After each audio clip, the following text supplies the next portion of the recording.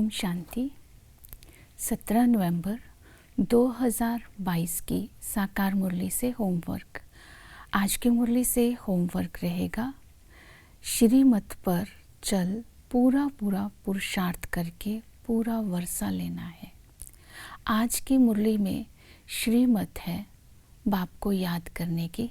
आज की मुरली में बाबा को याद करने की भिन्न भिन्न विधियां बताई हैं। उन विधियों को यूज़ करके अपने अंदर शक्ति भरकर धारणा करके सूर्यवंशी घराने में ऊंच पद पाना है।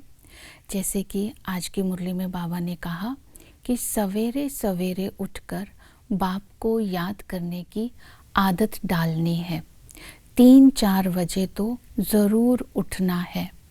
इसी तरह आज हम देखेंगे मुरली में बाबा ने याद के आधार बताया। निश्चय, पहले तो स्वयं में निश्चय हो कि मैं अविनाशी आत्मा हूँ, मैं अशरीरी हूँ। 84 जन्मों का चक्र पूरा हुआ, अब घर जाना है। तो अभी हमें अपने घर जाकर फिर डिटिज्म में आना है। तो स्वयं का निश्चय, मैं कौन हूँ, मुझे क्या बनना है। फिर बाप पर निश्चय, इसके आधार पर बाबा की याद बनी रहेगी कि इस समय ब्रह्मा के द्वारा शिव बाबा हमें एडॉप्ट करते हैं। हम ब्रह्मा मुखवंशावली ब्राह्मण बनते हैं। बाबा पुनर्जन्म रहित है, बाबा निराकार है।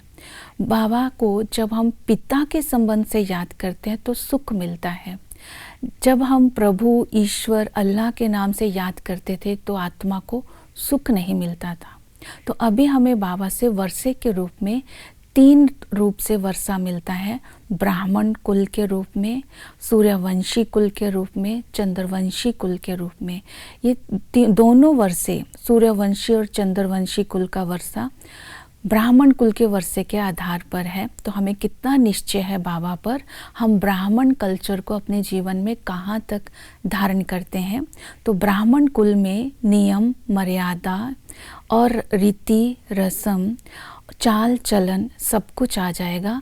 इसमें हमारी प्योरिटी और रॉयल्टी की धारणा आ जाएगी। किसी प्रकार का स्वार्थ ना हो, लोभ ना हो। जैसे बाबा निष्कामी है ऐसे हम भी निष्कामी हो। तो कितने रॉयल संस्कार हैं।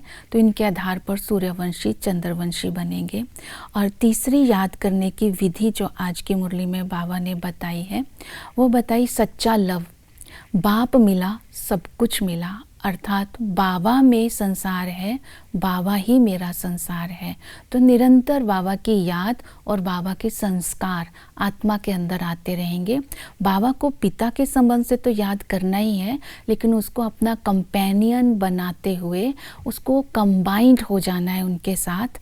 कंबाइंड होकर जब उसके स्नेह में समा जाएंगे तो उनके सारे खजाने आत्मा के अंदर, सारी शक्तियाँ आ जाएंगी। तो इस तरह कंपेनियर और कंबाइंड बन करके सर्व संबंधों का रस भी लेना है। नेक्स्ट याद की विधि बताई स्वमान के आधार पर। आज की मुरली में बाबा ने स्वमान दिया कि तुम मास्टर सर्वशक्तिमान हो। तो सर्व खजाने बाबा से मिल रहे हैं और तुम विश्व के मालिक हो, तुम ही सूर्यवंशी हो। तो भिन्न भिन्न स्वमानों की माला पहन करके भी हम निरंतर बाबा की याद में रहकर बाबा से पूरा वर्षा ले सकते हैं। क्योंकि पढ़ाई भी बाबा हमें पढ़ा रहे हैं, जिसके आधार पर हम वर्षा लेते हैं। तो पढ़ाई को भी स्मृति में रखना है।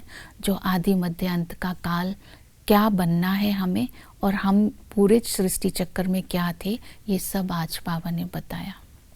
ओम शांति।